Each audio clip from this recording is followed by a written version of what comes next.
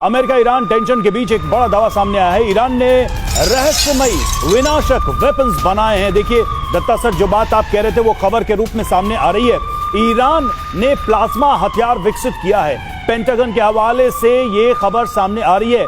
America, चीन, रूस से आगे निकला ईरान। प्लाज्मा हथियार विकसित करने का दावा किया जा रहा है।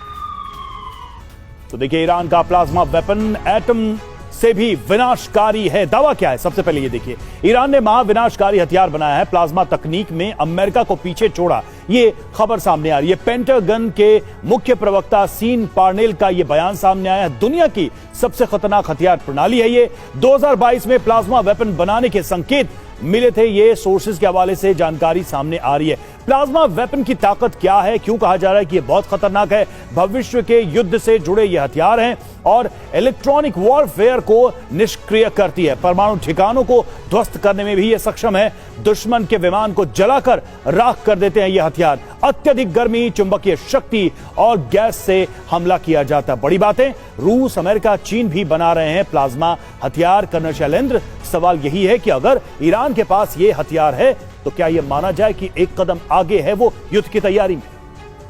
अगर आप इस पूरे सिस्टम को एनालाइज करेंगे तो आप ये जरूर पाएंगे कि इसकी सेंटर ऑफ ग्रेविटी क्या है। ये जो पूरी जो लड़ाई चल रही है, प्रोपोगंडा चल रहा है, थ्रेट चल रही है, एक के बाद एक आप सिस्टम्स को लगा रहे हैं, इसमें सेंटर ऑफ ग्रेविटी क्या है? मुझे लगता है सेंटर ऑफ ग्रेविटी सिर्फ और सिर्फ न्यूक्लियर प्रोग्राम है ईरान का। अमेरिका बड़े अच्छे और जिम्मेदारी से जानता है कि कोई भी न्यूक्लियर प्रोग्राम ईरान का वो इजराइल के अगेंस्ट नहीं होगा।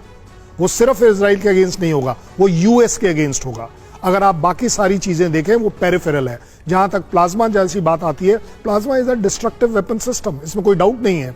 और आज से नहीं, पिछले 20 साल से इसके ऊपर स्टडी चल रही है और इसमें यूएस भी स्टडी कर रहा है। अब आप क्लेम कर लें ईरान अपने आप में कि मैंने बना लिया और कोई और नहीं बना पाया, ये भी पॉसिबिलिटी नहीं है। बट यस, अपने आप में दिखाया जा रहा है कि हम कर सकते हैं। अदरवाइज अगर आप देखें ईरान और यूएस के कुल मिलाकर शैलेंद्र सर एक बड़े डेटरेंस के तौर पर इसको देख रहा है ईरान, और यही वजह है कि वो दिखाने की कोशिश कर रहा है कि उसने प्लाज्मा हथियार बना लिया। 40 घंटे बाद ईरान को लेकर बड़ा फैसला। जी व्हाइट हाउस में होगी ट्रंप और नेतन्याहू की मुलाकात। टैरिफ के अलावा ईरान पर होगी फाइनल बातचीत।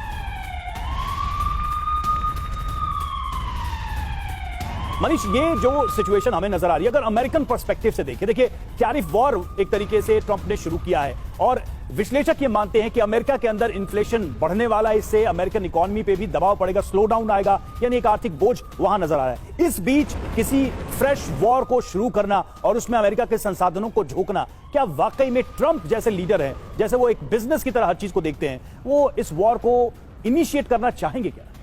देखिए, वॉर भी तो बिजनेस है, कम से कम अमेरिका के लिए तो यही है। भले ही गंदा है लेकिन ये धंधा है। आप देखिए कि अमेरिकी कंपनियों को कितना कुछ फायदा मिला। लड़े, क्या अमेरिका खुद लड़ना चाहेगा, उस डायरेक्ट बिजनेस में आना चाहेगा? देखिए, अमेरिका इजराइल के लिए कुछ भी करेगा, क्योंकि उन्हें पता है कि मिडिल ईस्ट में अगर इजराइल को बचा के रखना है और इजराइल के जरिए अपना डोमिनेंस बनाए रखना है, तो वैसे स्थिति में अब आखिरी कांटा ईरान है और ईरान नाम के उस कांटे को अमेरिकी नजर में निकालना है। और उसी के लिए प्रधानमंत्री नेतन्याहू एक बार फिर अमेरिका का दौरा कर रहे हैं। खबर यह है कि मंडे को वो व्हाइट हाउस में जाएंगे, वहां पर वो राष्ट्रपति ट्रंप से मुलाकात करेंगे। नाम के लिए तो ये पहली मुलाकात होगी टैरिफ के नाम पर, क्योंकि इजराइल पर भी 17% का टैरिफ लग गया है। लेकिन इसमें जो असली बातचीत होगी वो बातचीत होगी ईरान को लेकर, क्योंकि यह दौरा ठीक उस वक्त हो रहा है जब अमेरिकी सीनेट ने $8 बिलियन से अधिक के हथियार देने की मंजूरी दे दी है, जिसमें 35,000 से ज्यादा 2,000 किलो के 2,000 पाउंड के बम है। इसके अलावा 25,000 गाइडेंस किट हैं और तमाम दूसरे तरह के हथियार है। तो नेतन्याहू और ट्रंप मिलकर दरअसल जब बात करेंगे तो वो बात यही होगी कि अगले कुछ हफ्ते में जब ये जंग शुरू करेंगे तो किस तरीके से जंग को आगे बढ़ाना है, क्योंकि इजराइल और अमेरिका मिलकर एक आखिरी चोट ईरान पर करना चाहते हैं।